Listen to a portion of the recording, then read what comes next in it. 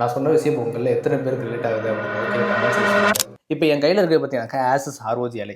இதில் வந்து நம்மளால ட்ரிபிள் ஏ டைட்டில்ஸ், அதாவது ஜிடிஎஃப் 5, அப்புறம் காட் ஆஃப் வார், ஃபோர்ஸா ஹரிசன், இந்த மாதிரியான கேம்ஸ்லாம் இதில் விளையாட முடியும். இது பார்த்தீங்கன்னாக்கா சோனி பிளே ஸ்டேஷன் போர்ட்டபிள். மொத்தம் 2 பீஸ் வந்து வச்சுருக்கேன் மல்டிபிளேயர்ஸ்க்காக. இது ஒரு டைகாஸ்ட் ஆர்சி கார். ஒரு விஷயம் கவனிச்சு பாருங்களேன், ஒரு காலத்தில் நம்ம வந்து இந்த கன்சோல்லாம் வாங்க முடியாமல் கேம் சென்டரில் போயிட்டு 5 ரூபாயும் 10 ரூபாயும் கொடுத்து 1 மணி நேரத்துக்கு, அரை மணி நேரத்துக்கு அப்படின்னு சொல்லி நம்ம ரொம்ப ரஷ் பீரியடில் விளையாண்டுருப்போம். ஸோ இன்னைக்கு தேதிக்கு நம்ம எல்லாரும் வந்து நல்லா ஏர்ன் பண்ணுறோம். இப்போ என்கிட்ட இத்தனை வகையான கன்சோல் இருந்துமே என்னாலே இதில் விளையாடுறதுக்கான நேரம் சுத்தமாக கிடைக்கவே மாட்டேங்குது. நம்ம வந்து ரொம்ப ஆசைப்பட்டு இதெல்லாம் நம்ம வீட்டில் வாங்கி கேட்டிருப்போம். நம்ம பேரண்ட்ஸ்னால அதை வந்து அஃபோர்ட் பண்ண முடியாமல் வந்திருக்கோம். ஸோ அதனால் நான் 5 ரூபா 10 ரூபா கொடுத்து கேம் சென்டரில் விளையாண்டுருப்போம்.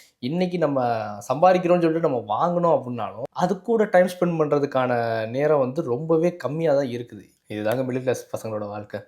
சின்ன வயசில் ஆசைப்பட்ட எல்லாத்தையும் சம்பாரிச்ச அப்புறம் வாங்கிடலாம் அப்படின்னு நினச்சிக்கிட்டு நம்மலாம் வாங்குவோம். அதை வாங்கிட்டு அதுக்கான நேரம் கொடுக்குறோமா அப்படின்னு கேட்டிங்கனாக்கா ரொம்பவே கம்மி தான். நான் சொன்ன விஷயம் இப்போ உங்களில் எத்தனை பேருக்கு ரிலேட் ஆகுது அப்படிங்கிறத கீழே கமெண்ட்ஸில் சொல்லுங்கள்.